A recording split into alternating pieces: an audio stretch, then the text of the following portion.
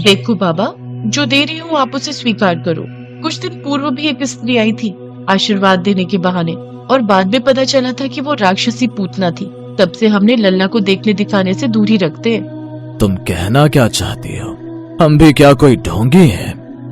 नहीं नहीं, आप तो बुरा मान गए, लेकिन वो क्या है ना, आपकी जो ये अनोखी वेशभूषा में आए हो, राम जाने आप कौन हो।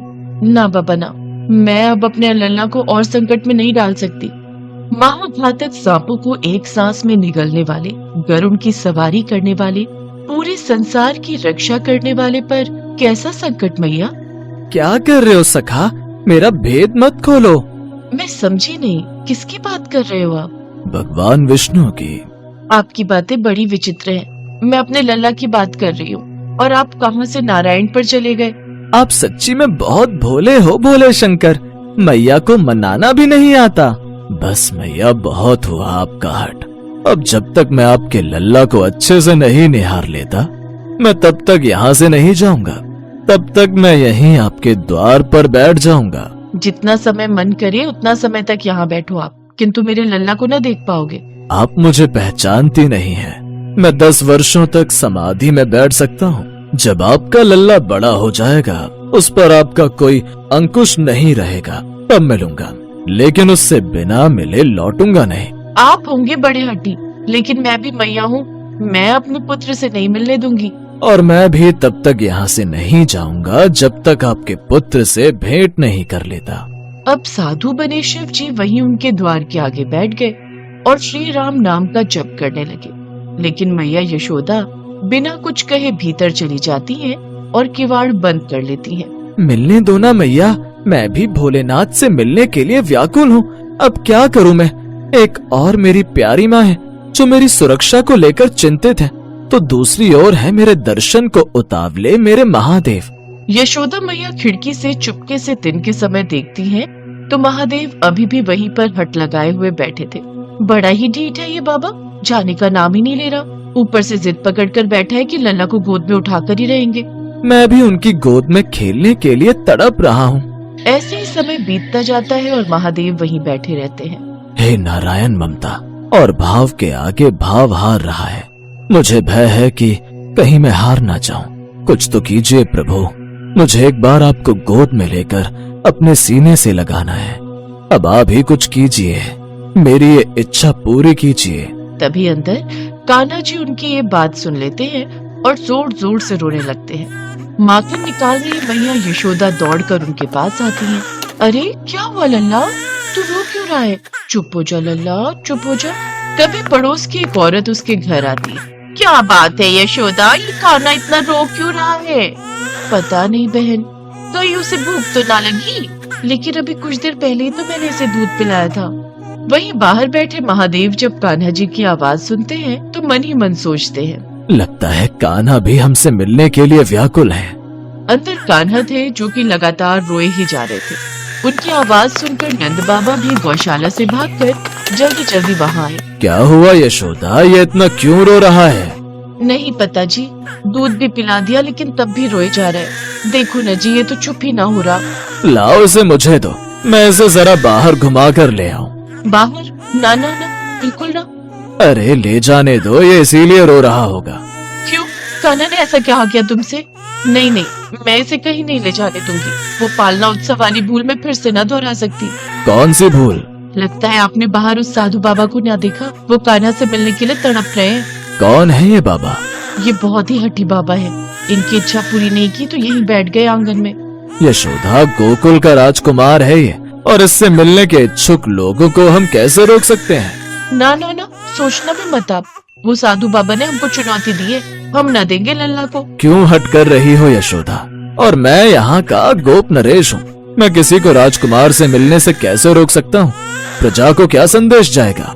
तभी खिड़की से नंद बाबा बाहर बैठे साधु को देखते हैं। क्षण भर के लिए देखा है बाबा को, लेकिन उनको देखकर ही मन को एक अलग ही शांति महसूस हो रही है। जरूर कोई सिद्ध बाबा है ये। देखो कैसे प्रभु राम नाम का जाप करे जा रहे हैं। भाई साहब बिल्कुल ठीक कह रहे हैं यशोदा, क्या पता वो सच में ही कोई साधु महाराज हो। एक काम करो, तुम इनको बाबा से आशीर्वाद दिलवा कर ले आओ।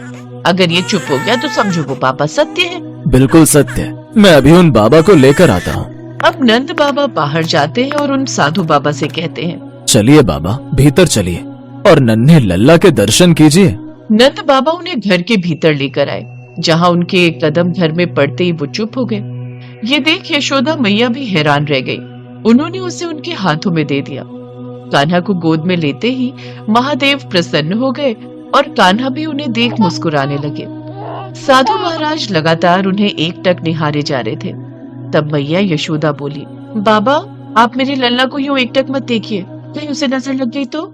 जिसके पास नजर उतारने के लिए आप जैसी मैया हो, उसे भला किसी की नजर कैसे लग सकती है मैया। ये लीजिए, संभालिए अपने लल्ला को। इसके पश्चात उन्होंने उसे गोद में लिया और सीने से लगा लिया। क्षमा करना बाबा, मैंने आपको गलत समझा। कोई बात नहीं मैया, लेकिन आज मेरा मन बहुत प्रसन्न है कि अब मेरे मित्र को माँ का वो प्यार मिला जिसके लिए वो कब से तरसते थे। अरे क्या कह रहे हो, ये सारा का सारा भेद खोलने में क्यों लगे हो आज? क्या कहा आपने?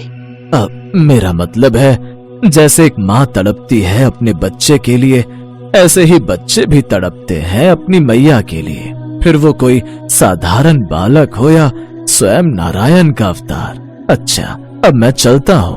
आप तो कितनी अच्छी बातें करते हैं बाबा, मैं आपके लिए कुछ लाऊं?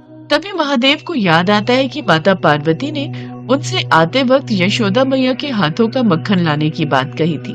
सुना है आप माखन बहुत ही उचित बनाती हैं। अगर हो सके तो हमें थोड़ा माखन ही बांध कर दे दें। भी लाई। अब वो उन्हें माखन लाकर देती है, जिसके बाद महादेव कान्हा जी को मुस्कुराकर देखते हैं और वहाँ से चले जाते हैं। फिर कैलाश में जाकर माता पार्वती के साथ चटकारे लेकर स्वाद स्वाद में उस माखन को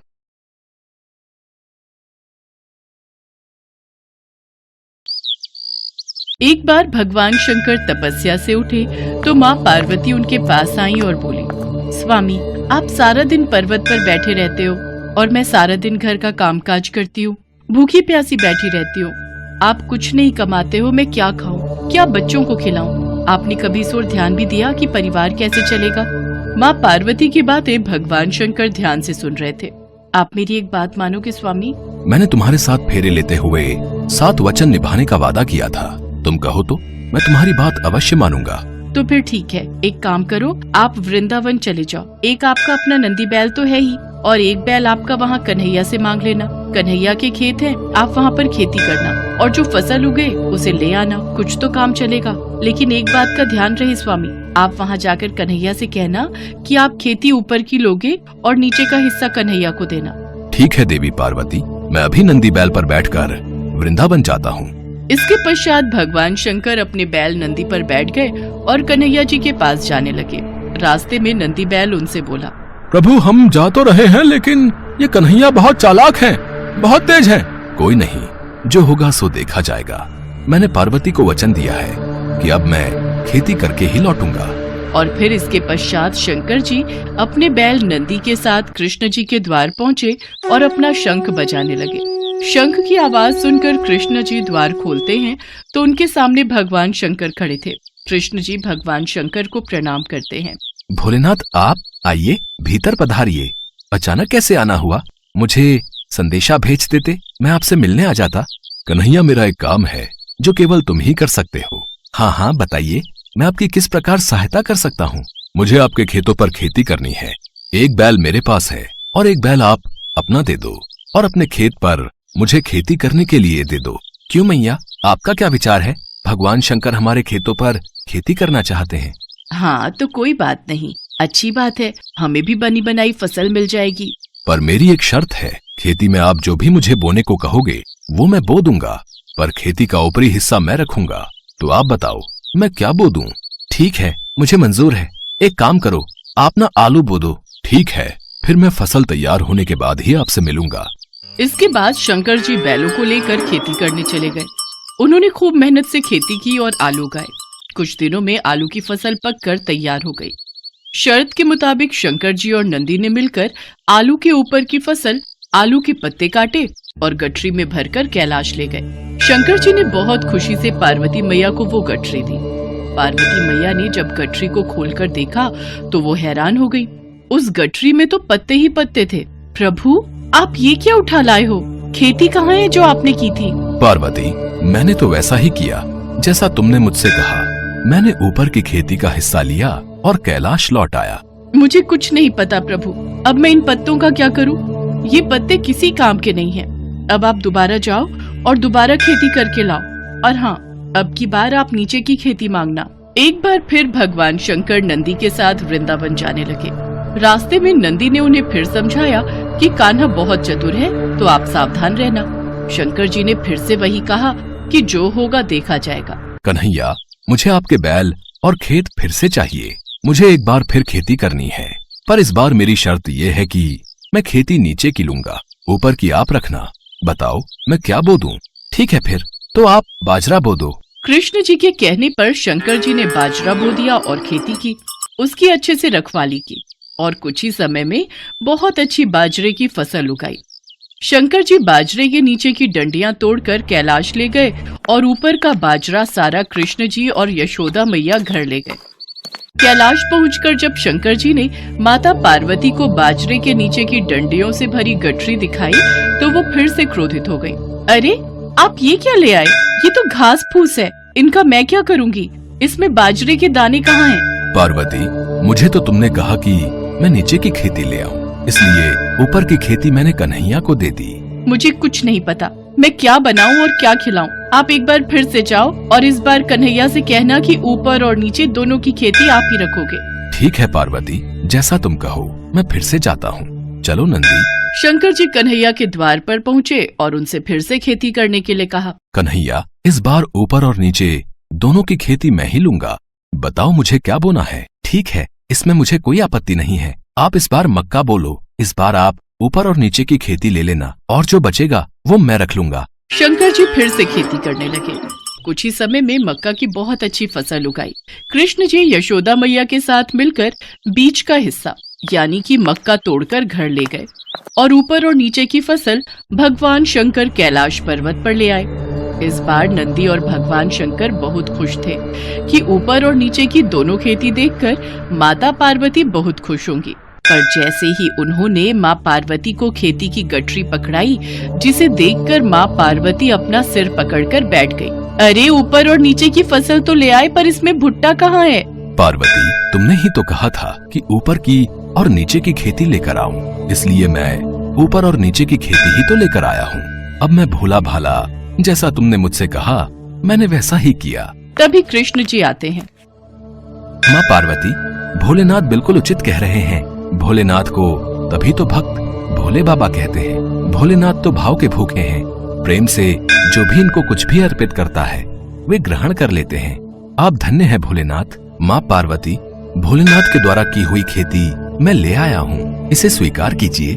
माँ पार्वती देखती हैं कि भगवान भोलेनाथ ने तो बहुत ही बढ़िया खेती करके आलू, बाजरा और मक्का उगाया था। वो खुशी से फूली नहीं समाती। कुछ भी कहिए स्वामी, पर आपने नंदी और कान्हा के बैलों के साथ मिलकर बहुत बढ़िया खेती की है।